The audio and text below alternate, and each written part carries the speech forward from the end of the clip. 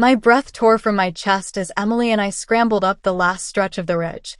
The storm howled around us, wind whipping my clothes like sharp fingers, rain stinging my eyes.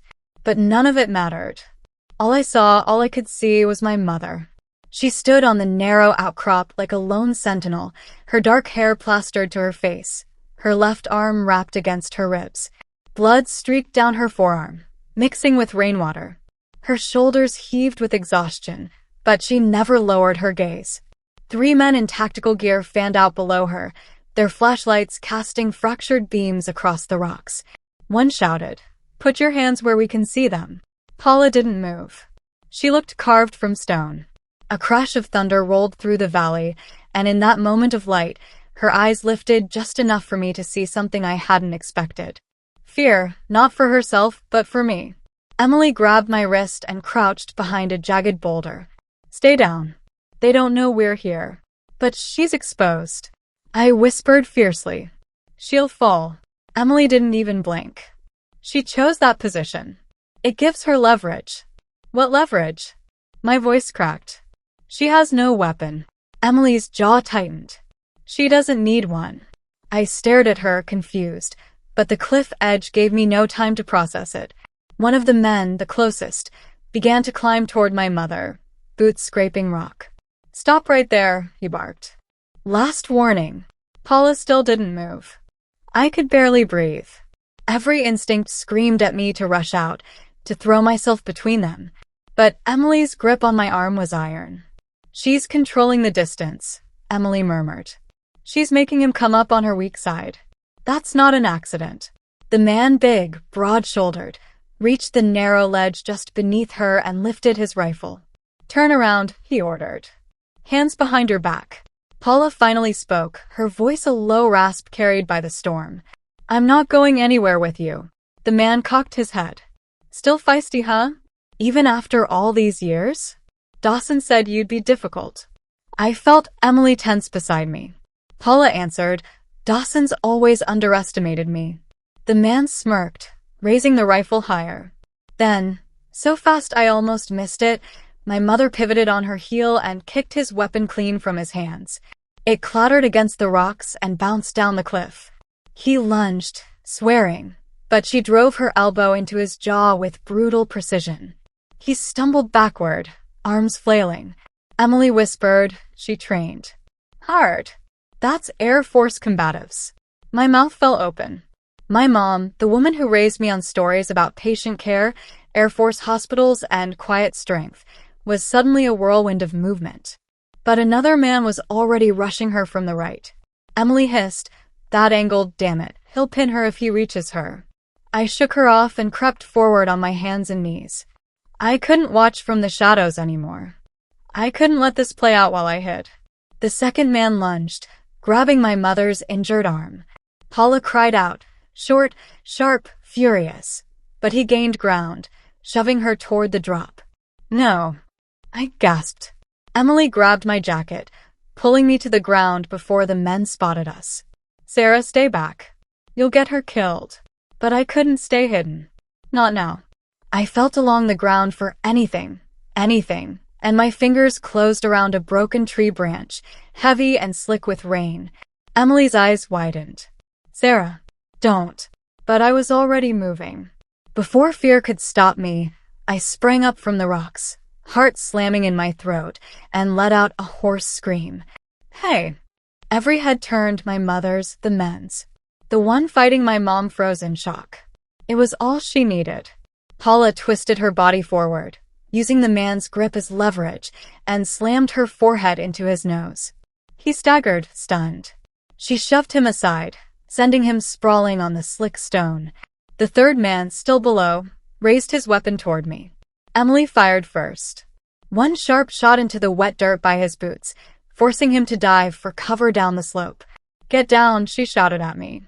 I dropped flat, my palms scraping rock. The man who'd lost his weapon was climbing again, angrier, bleeding, fueled by rage. He charged at Paula, tackling her to the ground. I lurched forward instinctively, but my foot slipped on the wet rock. Paula's head snapped toward me, eyes blazing. "Stay back." Her voice cut through the storm, slicing straight into my chest. She wasn't scared for herself. She was scared for me. She twisted underneath the man and shoved both legs upward, kicking him off balance. He toppled backward, arms flailing, falling until he caught a jut of rock below the ledge. He dangled there, scrambling. The remaining two regrouped lower on the slope. One shouted into his radio, "We've got resistance. The target's not compliant. We need Dawson ASAP." My stomach churned. Dawson was coming.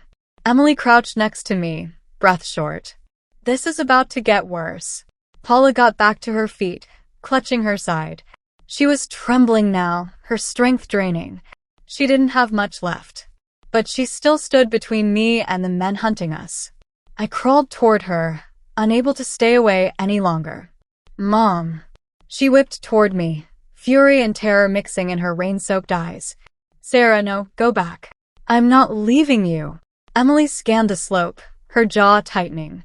"Dawson's less than a quarter-mile away. We have minutes at best." She pointed to a narrow chute on the opposite side of the outcrop, a hidden trail barely visible in the storm. "We take that route." "No. Before he gets here." Paula shook her head violently. "No. He's tracking Sarah. If she moves, he'll follow. I need to keep them right here." Her voice trembled on the last word. Not from fear. From resolve. Emily's eyes widened. "Paula, what are you doing?" My mother stepped backward toward the cliff's edge. A foot more and she'd be inches from the drop. "Mom," I whispered, my chest caving in. "Please." Her eyes softened, even as rain streamed down her face. "Sarah, listen to me. Everything I've done, everything, was to keep you alive. And I'm not stopping now." She turned to Emily, voice steady. "Get her out. No matter what." And then, a voice cracked through the storm, icy and unmistakable. "Paula." Dawson. Standing 10 yards away. Gun raised. Smile cold. Emily sucked in a sharp breath. "It's too late." My pulse stopped. Paula didn't move. Dawson tilted his head, amused. "After all these years, you're still exactly where I left you." My mother stared him down, unblinking. "You should have finished the job then," she said. Lightning split the sky. Dawson touched his finger to the trigger. Everything froze. And then, everything broke. For an instant, the world held its breath. Lightning flashed, sculpting every face in sharp white. Dawson's smirk, my mother's defiant stare, Emily's rigid focus, and me, frozen between terror and helplessness. Then Dawson pulled the trigger. The gunshot cracked through the storm like a whip. I screamed and lunged without thinking. Too late, too slow. Just as Emily barreled into me, slamming me hard against the rocks. The impact knocked the air from my lungs, and the world spun. But Paula, my mother, was already moving. She didn't leap or dive or cower. She stepped sideways, letting the bullet tear through the air where her chest had been a heartbeat before. The shot sparked against the stone behind her. Dawson cursed. Emily fired back instantly, sending him scrambling for cover behind a cluster of boulders. The storm swallowed the chaos, shouts, ricochets, thunder, and I forced myself up, scrambling on my palms through the mud. "Mom," I cried, but the wind tore the word away. Paula didn't look back at me. She was focused entirely on Dawson, on finishing something decades in the making. Emily grabbed my arm again. "Sarah, stay low. Stay behind cover. Dawson isn't alone." As if on cue, 2 more men emerged through the sheets of rain from the lower slope, Dawson's reinforcements. The one whose nose my mother had broken earlier was limping behind them, rage swelling across his bruised face. "This is bad," Emily muttered. Her eyes darted between Paula and the rapidly closing circle of men. "This is really bad." I felt a sick, burning panic climb my throat. "We can't leave her. We're not leaving her." Emily's voice cut sharp. "But if you die, everything your father died for dies with you. Paula knows that." I knew she was right, but my heart rebelled, tearing inside me. Because Paula wasn't retreating. She was advancing. She stepped out onto the slick edge of the cliff, feet steady even on the narrow, wind-battered ledge. Blood mixed with rain and ran down her arm. Her breathing was ragged. But her eyes, God, her eyes, burned with a calm I'd never seen in her before. She had the look of someone who'd stopped running, who'd already made a decision. Dawson rose from behind the boulders, gun trained on her again. "This ends tonight," he shouted over the storm. Just like it should have ended in 73. Paula tilted her chin. "You ruined my life. You tried to erase his. And now you're trying to kill my daughter." Dawson smirked. "Your daughter was the mistake you should have erased." A sound tore out of me, half sob, half scream. Paula's expression didn't flicker, but the way she shifted her stance told me she'd heard it too. Emily cursed under her breath and fired, forcing Dawson to duck again. "Sarah, move. We need to flank them." But my legs wouldn't obey. I watched, rooted in dread, as the two reinforcements began climbing toward Paula. She backed toward the very edge of the cliff, too far, too close, the wind fighting her balance. "Paula," Emily shouted. "Back off the edge." "No," my mother called back. "This is where I'm supposed to be." Her voice was calm. Too calm. Something inside me snapped. "Mom," I screamed. Don't you dare leave me." She finally looked at me. Not with fear, not with apology, but with love so raw it hurt to see. "Sarah," she called, her voice trembling yet strong, "I have never left you. Not once. Not ever." One of Dawson's men lunged at her. Paula moved with a burst of energy I didn't know she still had, sidestepping, twisting, pulling the man forward with her uninjured arm. His momentum carried him too close to the cliff's edge, and his boots slipped on the rain-slick stones. Paula shoved him. The man fell, arms pinwheeling, a scream swallowed by the storm, disappearing into the darkness below. The second man roared in fury and charged. Emily fired again, but the shot went wide in the rain. Paula braced herself, but her injured leg buckled. The man slammed into her full force. They crashed into the rocks, rolling dangerously close to the edge. Paula fought like hell, fingers clawing for purchase, but the ground beneath her gave way piece by piece. I felt my heart tear open. "No!" I shrieked. Paula's fingers caught a jutting rock, barely, desperately. Her attacker tumbled over the edge. She hung there for half a second, suspended in the storm, fingers slipping on wet stone, her legs dangling over emptiness. Emily grabbed me before I could sprint toward her. "Don't. Sarah, you'll fall." I didn't care. I struggled against her grip, sobbing, lungs burning. Paula lifted her head, just barely, and our eyes met through the rain. "Sarah," she whispered. Her grip slipped. "Mom." Another slip. "Paula," Emily shouted. Paula's eyes softened in a way I will never forget. She mouthed something. A single word. "Run." And then, her fingers lost their hold. She fell. Time shattered. Her body disappeared into the darkness below, swallowed by wind and rain and gravity, as the cliff face echoed with the sound of breaking stone. Emily's arms crushed around me as I collapsed, screaming into the storm, my voice torn apart by thunder. "No, Mom. MOM. The rain smothered everything. The world went silent except for my own ragged sobs. Emily held me tight, her own breath shaking as the storm raged around us. Then, behind us, a voice spoke. Low, cold, savoring every syllable. "Well," Dawson murmured, stepping forward through the rain, "that's one way to finish unfinished business." Emily turned, fury blazing, gun raised. But Dawson smiled, because he wasn't alone anymore. 5 more men emerged behind him. I wiped the rain and tears from my eyes as my grief turned into something new. Something burning. Something sharp. Something dangerous. This wasn't over. Not even close. For a moment, the storm itself seemed to pull back, as if the sky was holding its breath with me. My mother's screamless fall still echoed inside my skull. The world had ripped in half, the pieces scattering around me like broken glass. Dawson's silhouette sharpened through the rain as he approached, flanked by 5 new men, bigger, better armed, and far too calm for men who'd just arrived at a battlefield. Emily's grip tightened on her weapon, her stance shifting protectively in front of me. "Sarah," she murmured, barely audible over the wind. Stay behind me. No matter what. But I barely heard her. My mind was still fixed on the empty space where my mother had been. I couldn't accept it. Couldn't feel anything except a deep, suffocating numbness that had swallowed me whole. Dawson stopped 10 feet from us, his boots sinking into the mud. Rain plastered his gray hair to his forehead, but the smile on his face, sharp, triumphant, didn't fade.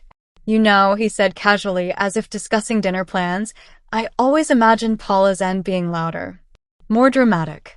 He shrugged. But gravity works. Emily raised her gun. Shut your mouth. Dawson arched an eyebrow. Or what? You'll shoot me? You do realize you're completely surrounded. The 5 men spread out behind him, forming a half circle. Their rifles gleamed, their movements rehearsed. Emily didn't lower her weapon. Dawson chuckled. Emily Carter. The Inspector General's office must be scraping the bottom of the barrel. You have no authority out here, Emily snapped. And no jurisdiction.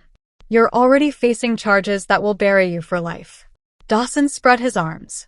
Charges mean very little when the evidence is conveniently lost in the woods. His gaze slid to me. And when the last 2 people who could speak against me, he said softly, don't live to testify. I flinched, but my grief wrapped around me like armor, turning fear into something dull and distant. Emily whispered again, more urgent this time. Sarah, listen to me. When I say run, you run. Don't wait. Don't look back. Dawson snorted. She's not going anywhere. His smile widened. Neither are you. Lightning slashed across the sky, illuminating the jagged cliff behind us.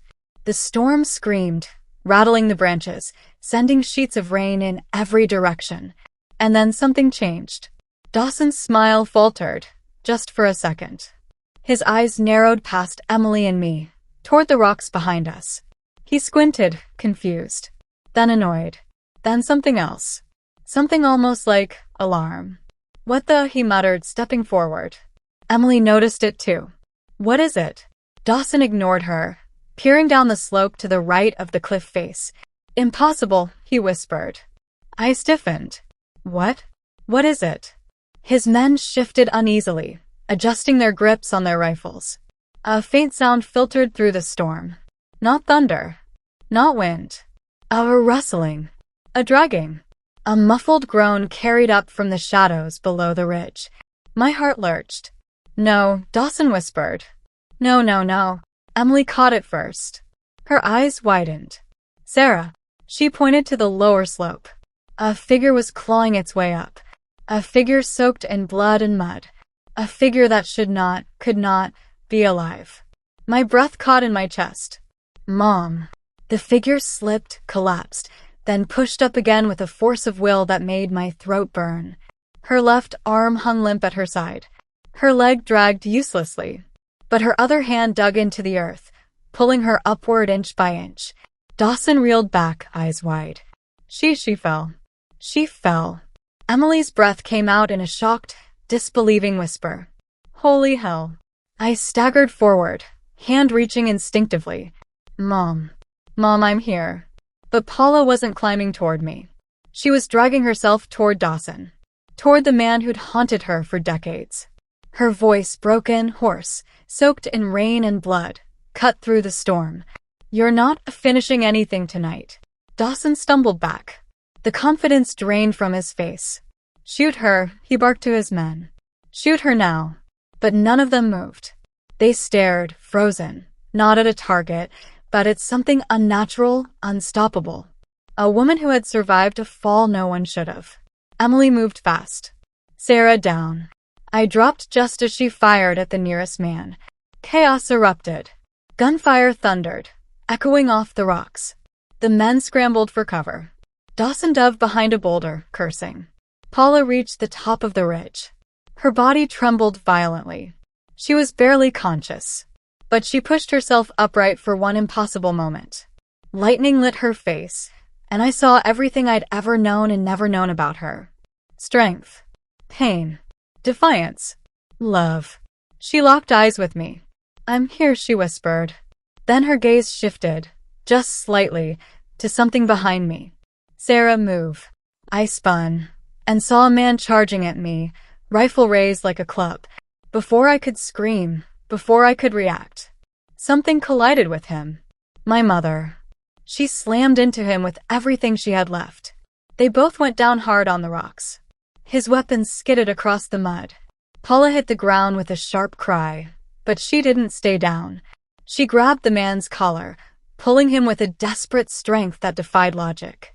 And then I understood. Too late. The ground beneath them crumbled. Emily shouted, "No." I lunged forward, screaming, But Paula didn't look at me. She used her last strength to drag the man off the cliff with her. And together, they fell. For the second time that night. But this time I knew. She wasn't coming back. I collapsed to my knees, a sound tearing from my throat that didn't feel human. Emily caught me, pulling me backward as bullets ripped through the air. "Sarah, we have to go. Now." But I couldn't move. I couldn't breathe. Because my mother was gone. This time for real. And Dawson was still alive. Still hunting us. Emily grabbed my face, forcing my eyes to hers. "Sarah, listen to me. Your mother sacrificed herself so you could finish this. So get up." A moment passed. A long, impossible moment. And then something inside me hardened. I stood. Rain soaked my clothes. My hands curled into fists. And I looked down the ridge toward the darkness where my mother had disappeared. A promise forming in my chest. Dawson would pay. For her. For my father. For everything. The storm didn't ease. It only grew wilder, like the sky itself had witnessed what my mother did and was raging on her behalf. Thunder rolled over the ridge, drowning out everything except Emily's voice in my ear as she pulled me backward through the mud. "Sarah, move. You have to move." I wasn't sure how my legs worked. I wasn't sure how my lungs drew breath.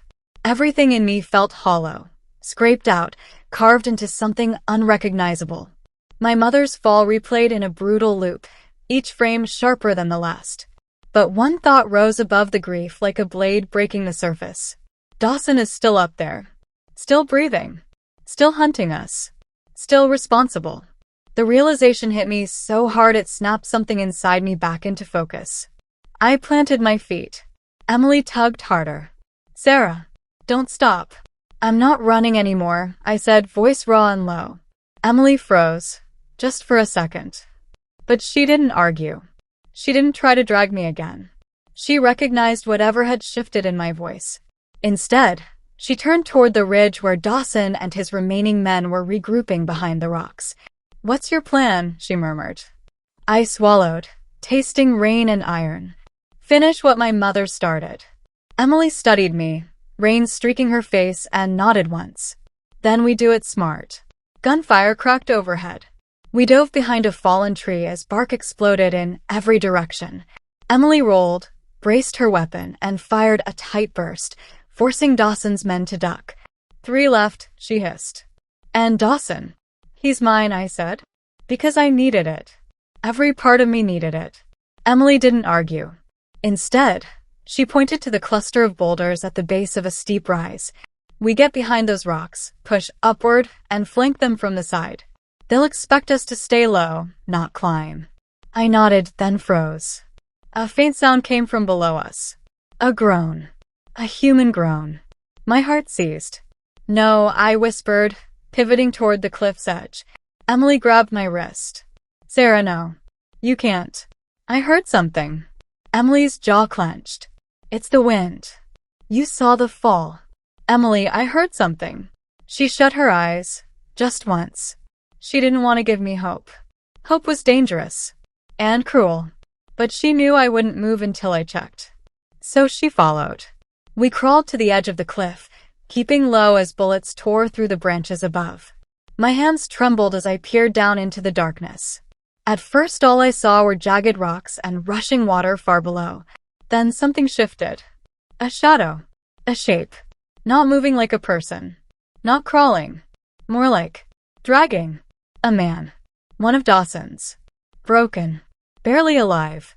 Clinging to a tree root a few feet above the drop into the ravine. Emily exhaled shakily. "Sarah, it's not her." My breath caught in my throat. I stared, feeling stupid and desperate and furious at myself for hoping. Emily touched my shoulder. I'm sorry. The grief hit me again, sharp and sudden, but this time anger softened the impact. Anger gave it form, direction. I rose slowly to my feet. And that's when Dawson's voice cut through the storm. It's touching, you know. He was standing atop the rocks again. Rifle slung across his back now. He didn't need it, he had his men firing for him. Rain glistened on his skin. His pupils were blown wide, adrenaline dripping off him like sweat.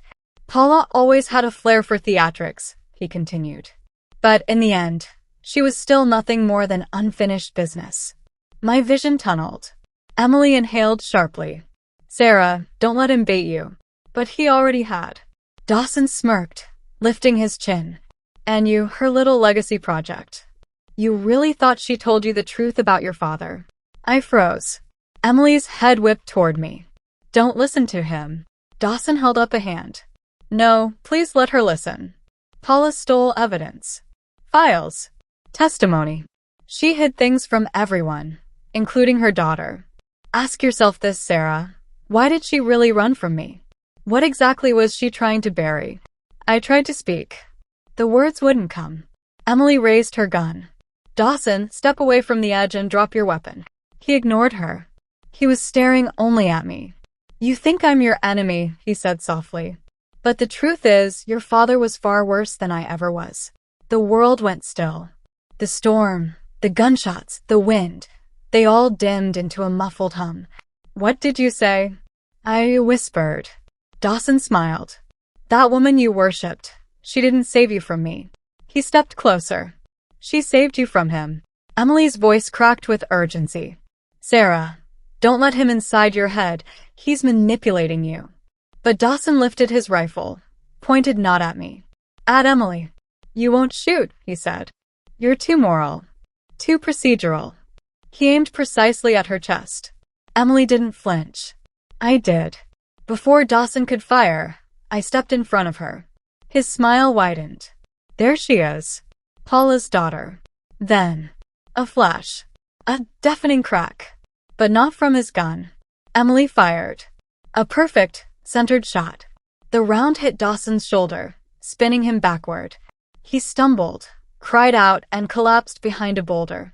Chaos erupted. His two remaining men rushed forward, screaming for cover. Emily grabbed my waist and shoved me behind a fallen log as bullets strafed the ground. Sarah, she shouted. Control your breathing. But I couldn't. Dawson's words stabbed deeper than any bullet. What did they mean? What did my mother hide? What truth had she died to protect? Emily loaded another magazine. We finished this now. You ready? I closed my eyes. For my mother. For the truth. For the final answers Dawson still owed me. Yes, I whispered. I'm ready. We rose together and charged toward the ridge. The air on the ridge felt thinner, sharper, like the mountain itself was holding its breath. Emily and I pushed upward through wet brush and loose rock, Dawson's men firing wild, panicked shots from the outcropping above us. But Emily moved like she was built for this. Precise, low to the ground, reading angles and cover even through the chaos. I followed her movements, my pulse syncing with hers, my grief fueling every step. We reached a pair of twisted pines halfway up the incline. Emily pressed her back to the trunk, catching her breath, then leaned close to me. We take the men first, she whispered. Dawson will be bleeding out and pissed. He'll try something stupid, so stay alert. I nodded, but my mind was still anchored to Dawson's words. Your father was far worse than I ever was. It echoed, poisonous and heavy. Emily noticed. Sarah, you lock that away for now. Truth later. Survival now. I tried to focus. I did. But the way Dawson said it, the way he emphasized him. My mother had never spoken of my father beyond vague fragments. A young Air Force tech she'd met on leave. A short romance that ended when he shipped out. No name. No details. Why? And why would Dawson know anything about him? Gunfire erupted again, snapping me back. Emily cursed under her breath. 2 shooters, left slope, about 20 yards apart. How do you know? She nodded toward the tree trunk behind me. 2 bullets lodged inches from each other, but different angles. Patterns. Let's move. We flanked right, using the rocks as stepping stones until we were nearly parallel to the shooters. Emily signaled for me to stay low and wait. She sprinted out, drawing their fire. I rose, aimed carefully, and fired 3 shots. I hit the closer man in the leg. He screamed, dropped his rifle, and slid backward down the incline. The second man turned toward me, but Emily was on him instantly, tackling him so hard they hit the ground in a crash of wet leaves. He fought like a cornered animal, but Emily slammed the butt of her rifle into his jaw. He went limp. She stood, chest rising and falling rapidly, rain running in thin lines down her face.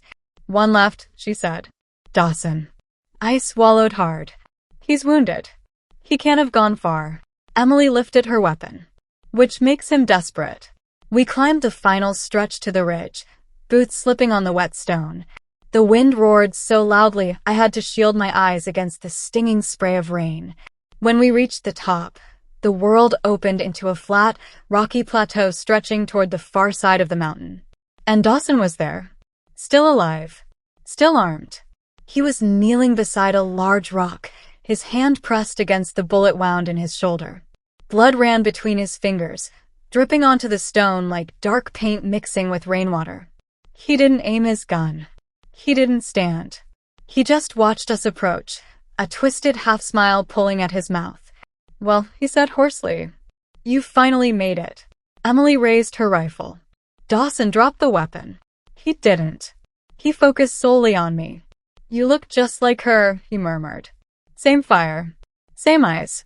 Same instinct to run straight into a burning building." "Drop the gun," Emily repeated, stepping forward. But Dawson ignored her again. "You want answers, don't you, Sarah?" My throat tightened. "I want the truth." He laughed, a painful rasping sound that sent a chill through me. "You think Paula was a saint?" His gaze sharpened. "You think she was a victim?"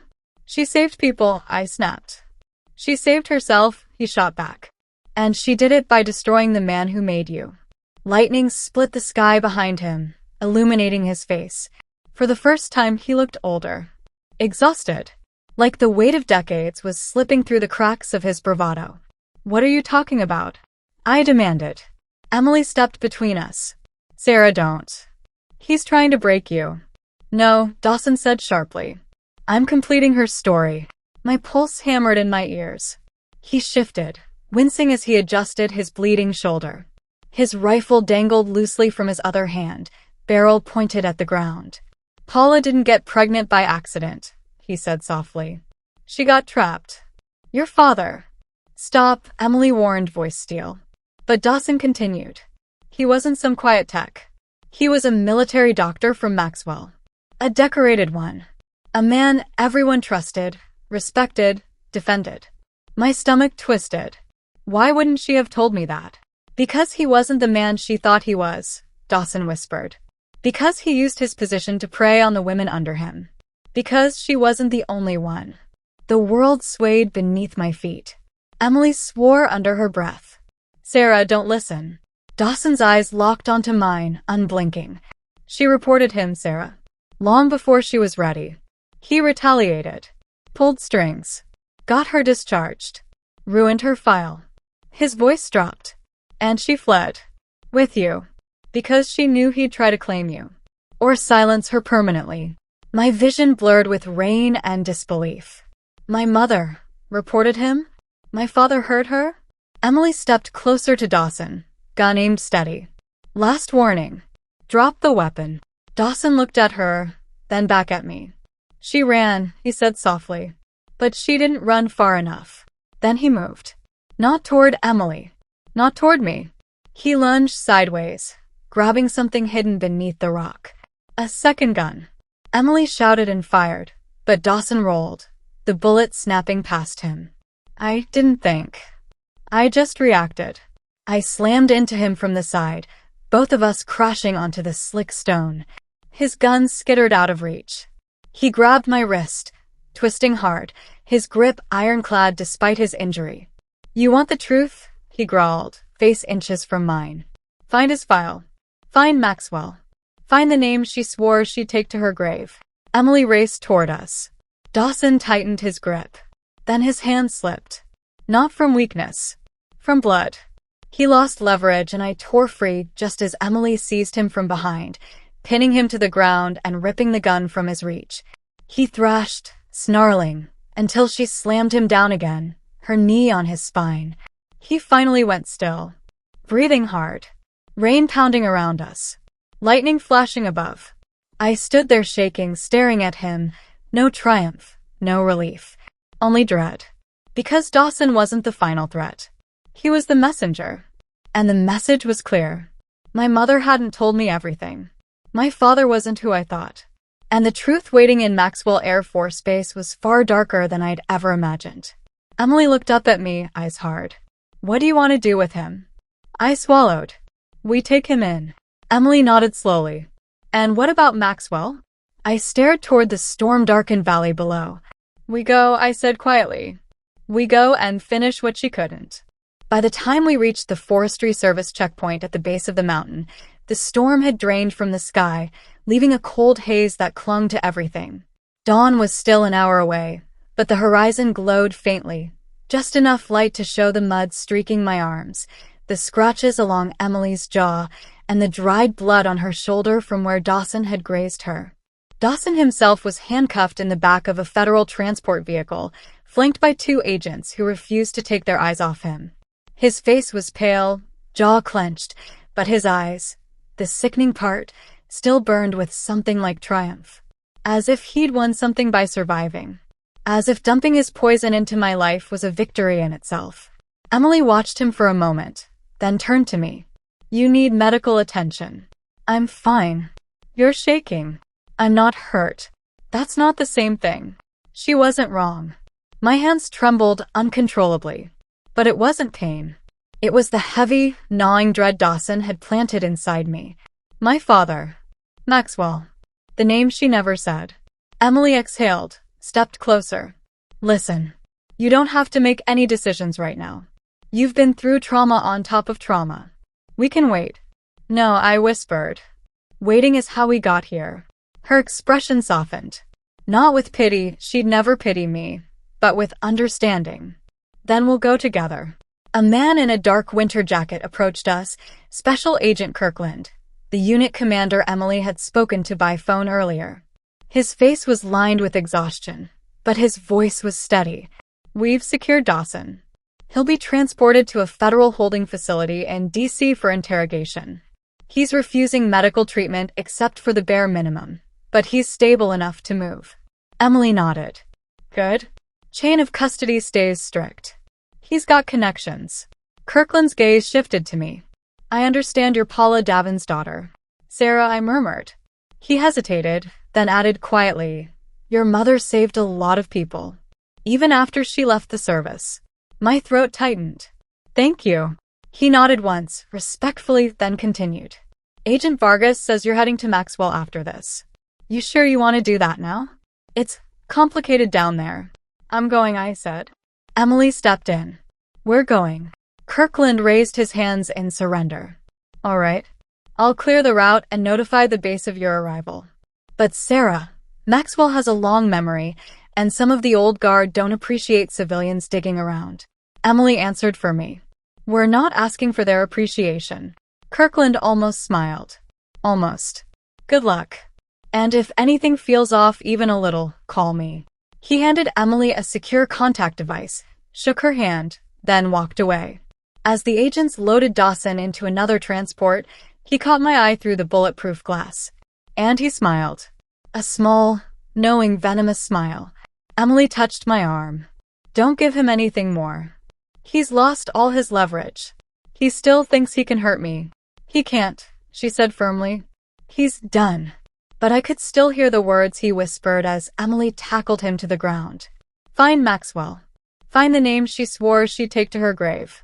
And I knew, deep in the pit of my stomach, that he wasn't wrong. My mother had protected me from something. Someone. And Dawson hadn't invented that part. He'd only weaponized it. 3 hours later, we were on a military-chartered flight headed south. Emily sat beside me, reviewing case files Kirkland transferred to her tablet, Dawson's connections, personnel rosters, restricted access reports from the late 70s and early 80s. I watched the clouds slide past the window and felt my mother's absence pressing against my ribs. She had been gone for less than a day, and yet I was already walking the path she had run from for 40 years. When we landed at Montgomery Regional Airport, the sun had risen fully, golden, harsh, almost mocking in its normalcy. A black SUV awaited us on the tarmac, driven by a young Air Force sergeant who looked like he had no idea why two civilians were being escorted to the base with federal clearance.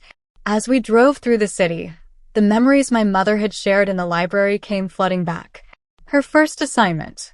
Her first real taste of military life. Her first betrayal. Maxwell Air Force Base loomed ahead, familiar only from photos. The tall, stark medical building stood like a monument to everything she had refused to tell me. We passed through security checkpoints, our clearance double verified. The sergeant parked in front of the medical center's administrative wing. Emily spoke first. The files we need will be in Archives B, personnel records, disciplinary logs, pregnancy discharge orders, officer investigations, from the era your mother served. Will they release them? They will, Emily said, because they legally have to. And because they know I'll make noise if they don't. I nodded, but my feet felt heavy as we walked through the automatic doors. Inside, everything smelled of antiseptic and old paper. A receptionist looked up, startled, when Emily flashed her badge. We're here for restricted archives on file for personnel serving between 1969 and 1975. Fast-track access. The woman typed something quickly. Someone will escort you shortly. While we waited, I walked over to a wall lined with framed photographs. Military doctors, nurses, administrators, all in crisp uniforms. Rows and rows of faces. Too many to absorb at once. But one frame, near the bottom, caught my eye. The man looked young, mid-20s maybe, dark hair, a steady smile, a badge clipped neatly to his collar. Something in my chest tightened. Emily noticed the stillness in my posture. "What is it?" she asked softly. I didn't speak. Couldn't. I reached out with shaking fingers and touched the little brass nameplate beneath the photograph. Captain Daniel Rourke, MD. A name I had never heard. But somehow, I knew. Emily's face changed instantly. Sarah. Footsteps echoed behind us as the archival officer approached. But I couldn't turn. Couldn't breathe. Because there, in the years-long silence my mother kept, I had finally found what she was hiding. Or rather, who? I stared at the photograph so long the edges of my vision blurred. Captain Daniel Rourke's smile, a neat, clipped, professional smile, felt like it split something down the center of my chest. Not because he looked cruel. Not because there was any obvious darkness in his expression. But because he looked ordinary. Friendly, even. The kind of man people would have trusted instantly. The kind of man no one would accuse. The kind of man my mother would have been disbelieved against. Emily stepped closer, her voice low. Sarah, we don't know anything yet. This could be coincidence. It's not, I whispered. How can you be sure? I swallowed hard, my fingers still touching the brass nameplate. Because when I saw him, something felt familiar. Like I've seen echoes of that face in the mirror my entire life. Emily didn't argue. She'd seen the resemblance too. The archival officer cleared his throat, breaking the moment. Ms. Davin? Agent Vargas? I can take you to Archives B now. Emily touched my back gently, guiding, grounding. I followed the officer through a narrow hallway toward a secure records room at the far end of the building. The fluorescent lights buzzed overhead. Every echoing footstep felt louder than it should. The officer unlocked 3 separate doors before we reached the archive vault. Inside, rows of steel shelves rose from floor to ceiling, each packed with organized boxes and binders labeled by year, division, and personnel category. The air smelled of dust and old ink. Your request was pre-cleared, the officer said. These are all the files pertaining to medical officers from 1969 to 1975. If you need copies, we'll let you know, Emily said. He nodded and left us alone. Emily exhaled sharply as the vault door clicked shut. Okay. We start with the personnel file for Captain Rourke. Then internal investigations, complaints, reassignment orders, anything linking him to your mother. I nodded stiffly, but my hands refused to move. It was as if reaching for the file meant accepting something irreversible. Emily stepped in beside me, picking up a gray box labeled Medical Officers R. Her movements were calm, methodical, a stark contrast to the storm inside me. She set the box on a metal table. "Ready?" she asked quietly. "No. But we open it anyway." She lifted the lid. Inside were several manila folders, age-worn, corners softened. She flipped through until she found one stamped Rourke, Daniel, Captain, Medical Corps. My breath caught. Emily slid the file toward me. I opened it. The first page showed his official Air Force portrait, the same photo from the wall, but clearer. Details leapt out with chilling intimacy. The precise part in his hair, the slight dimple in his left cheek, the confident set of his jaw. The second page listed his service record. Repeated commendations. High ratings. No complaints. Then the third page. My heart lurched. Dependent Care Unit. Maxwell, 1973. Primary assignment. Women's health, prenatal and obstetric care. Secondary assignment. Trauma intake assessment. Emily leaned closer.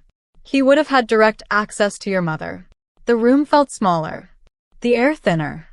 I turned the page. Buried near the bottom of the file was a short, typed memo. Subject: Specialist Paula Davin. Date: November 6, 1973. Note: Patient transferred to civilian care following discharge. Request for follow-up restricted at patient's request. No further contact authorized. Emily tapped the line with her fingertip. This is huge. It shows she asked for separation. She didn't want him following up on anything. That tracks with someone trying to sever ties. A surge of nausea rolled through me. What else? I whispered. We flipped deeper. Stray notes, commendations, a reassignment request he filed in early 1974. Then near the very back, a thin packet stapled loosely to the file's corner caught Emily's eye. This isn't standard, she said. She separated the pages carefully. It wasn't typed. It was handwritten. A confidential evaluation report from a lieutenant colonel in medical administration. The date was late 1974. I read the first line aloud.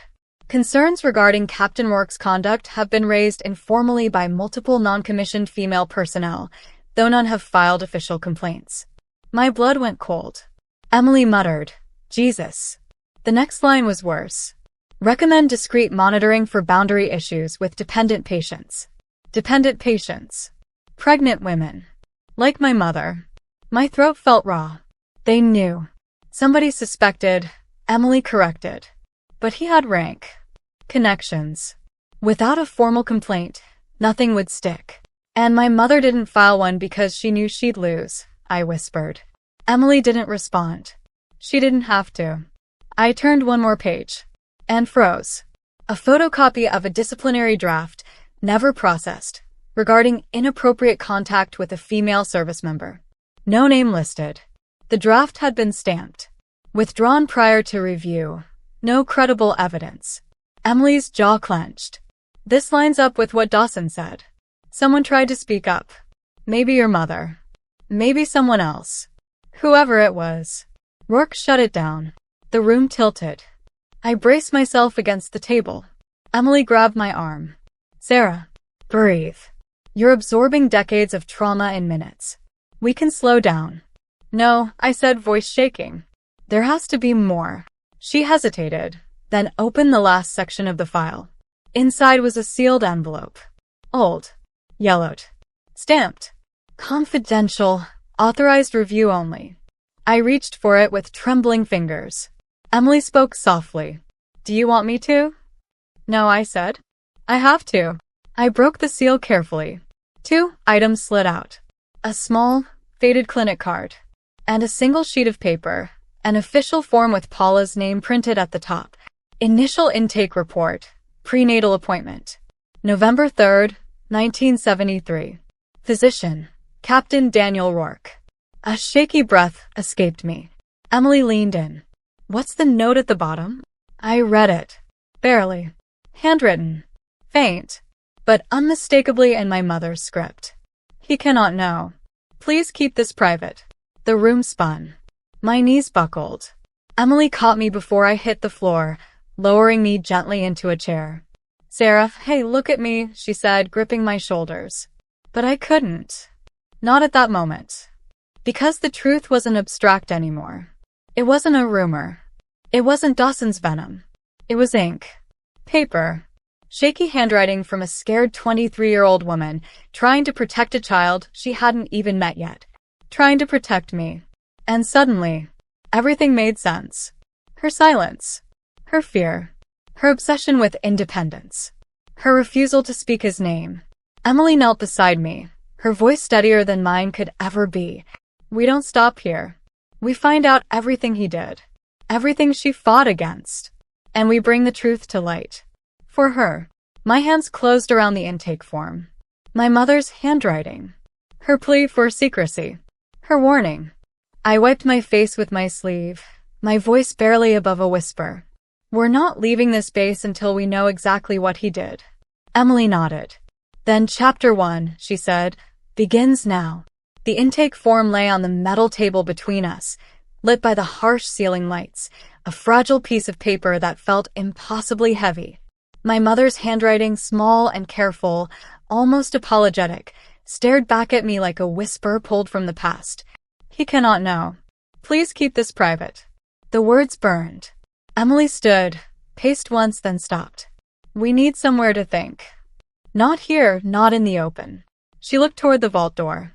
If someone wanted this buried, we shouldn't assume the archive is unmonitored. I nodded numbly. Emily slid every document, the memo, the withdrawn draft, the intake form, into a folder. We'll record everything digitally once we're off base. For now, we keep these close. She handed the folder to me, but my hands shook. I tucked it into my jacket instead. When the vault door shut behind us, we moved through the hallway with an odd sense of detachment. The building felt colder than before. Too quiet. Before, it had been a relic. Now it felt like a mausoleum. Outside, the afternoon sun blazed overhead, but it did nothing to warm me. We crossed the courtyard toward the older administrative wing, a quieter area where the public tours didn't reach. Emily found a small, unused briefing room. No windows, just a conference table and a chalkboard covered in half-erased schedules from years ago. She closed the door behind us. This will do, she said. No cameras. Signal's weak. Perfect for breathing. I sank into a chair and pressed my palms to my face. I don't know what to feel, I managed. Anger? Fear? Grief? All of it. Emily sat opposite me. Everything you're feeling is sane. You just confirmed your mother was afraid of him. And that he had patterns. And that someone tried to report him. And that he had access to me, I whispered.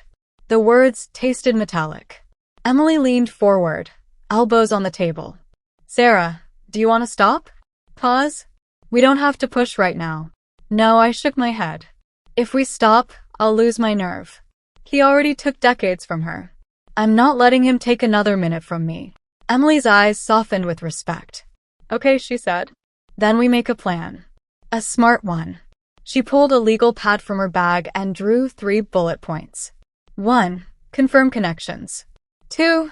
Establish timeline. 3. Identify survivors or witnesses. Step 1, she said. Connections. We know he treated her. We know she requested no follow-up. We know there were informal complaints. But we need more. Something undeniable. Like what? Orders. Logs. Patient schedules. Disciplinary drafts. Anything that ties him directly to misconduct or to your mother outside of standard procedure. I nodded, even though my stomach twisted. Emily continued. Step 2 is timeline. We need to map your mother's pregnancy, her assignments, her discharge, his postings, and any gaps. Patterns hide in gaps. And step 3, survivors? Anyone who knew him. Anyone who tried to report him.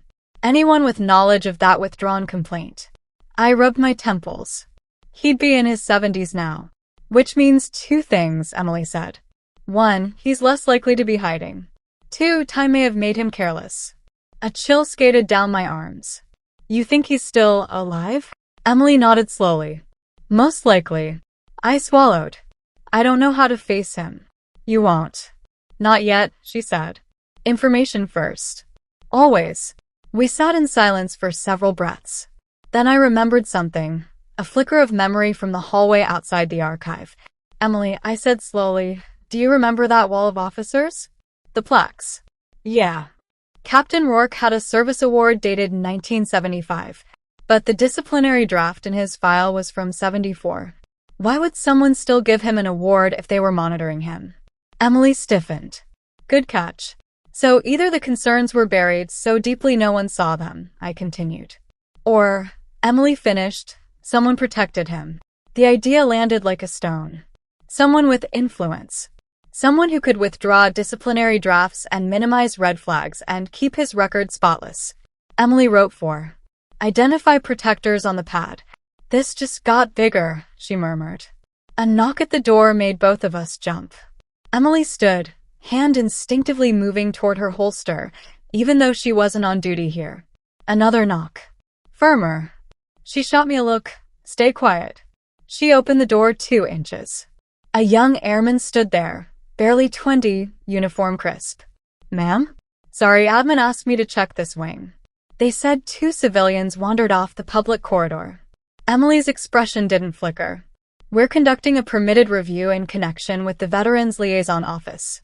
Tell admin to log it. Yes, ma'am. He hesitated. Do you need an escort? No. Emily replied with subtle authority. Dismissed. He snapped a salute and left. Emily closed the door and exhaled sharply. We need to move.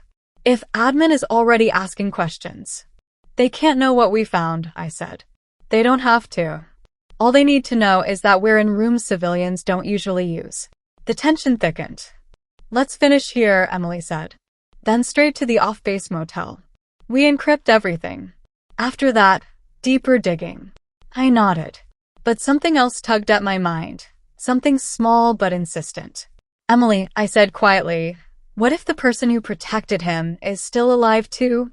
She stopped, pen frozen in her hand. That, she said, is exactly why we move carefully. We packed our notes and documents.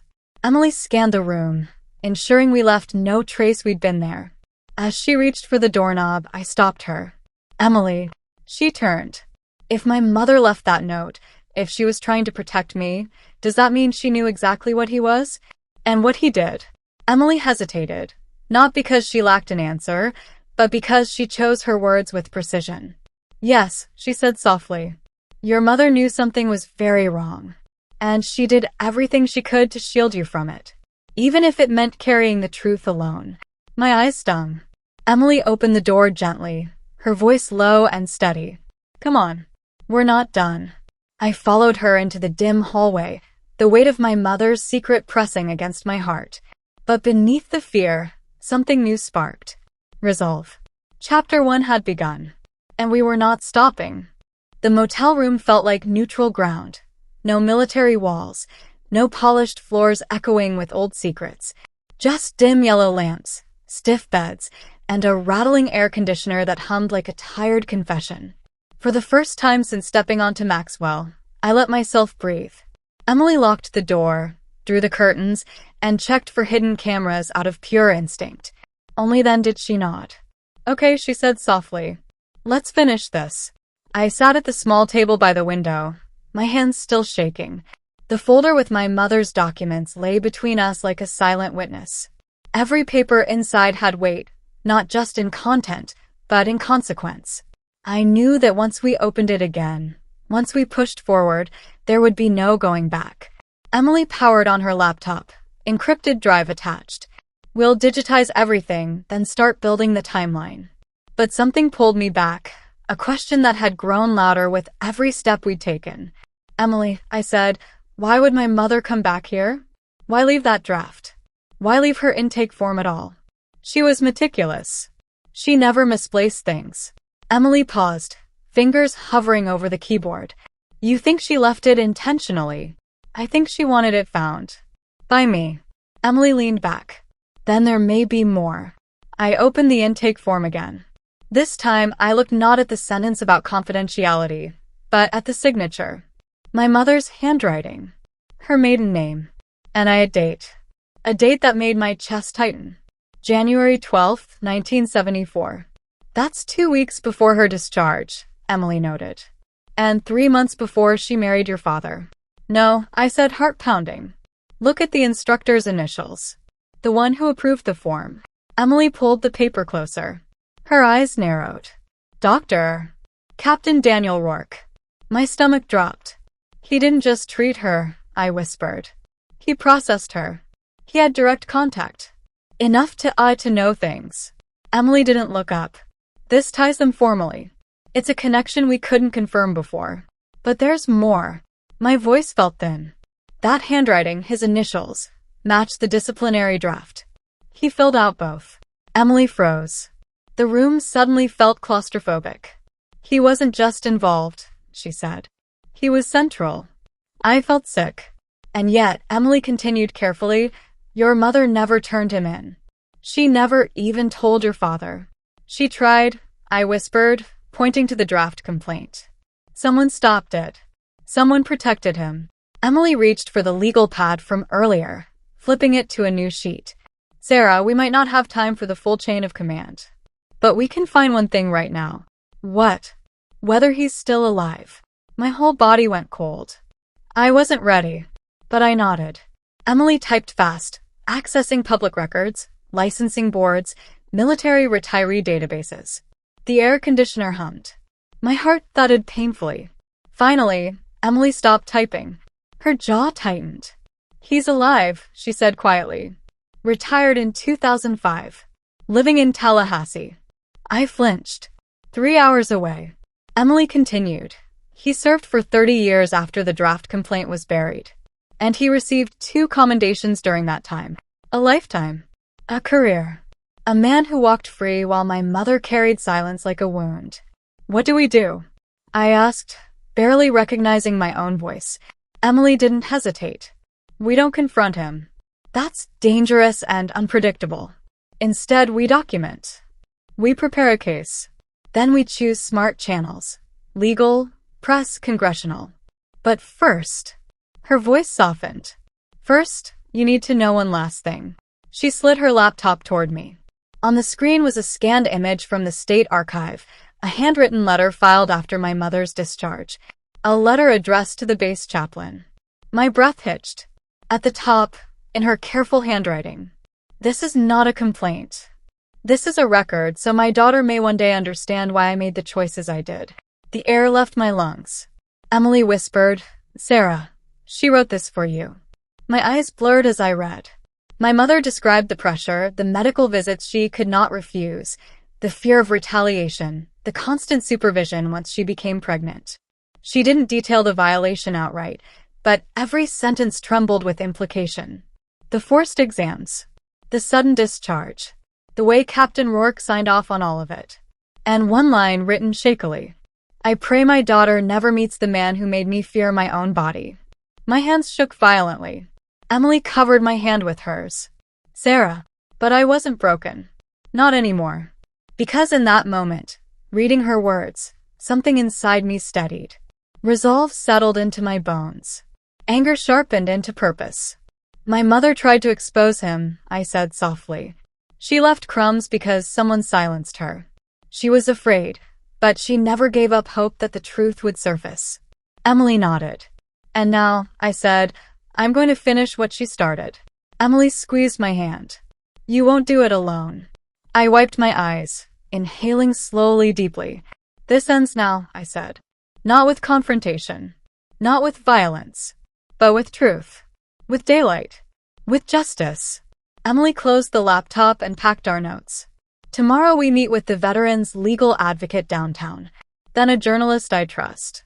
After that, we follow wherever this leads. To the people who protected him, to the system that let this happen, to anyone who buried the complaints. I stood, feeling steadier than I had since this began. My mother had left breadcrumbs. I would build the whole path. As we prepared to leave the motel room, documents secured, plan set, I paused at the door. The night outside was quiet, warm, alive with distant traffic. A new beginning. A new chapter. A promise.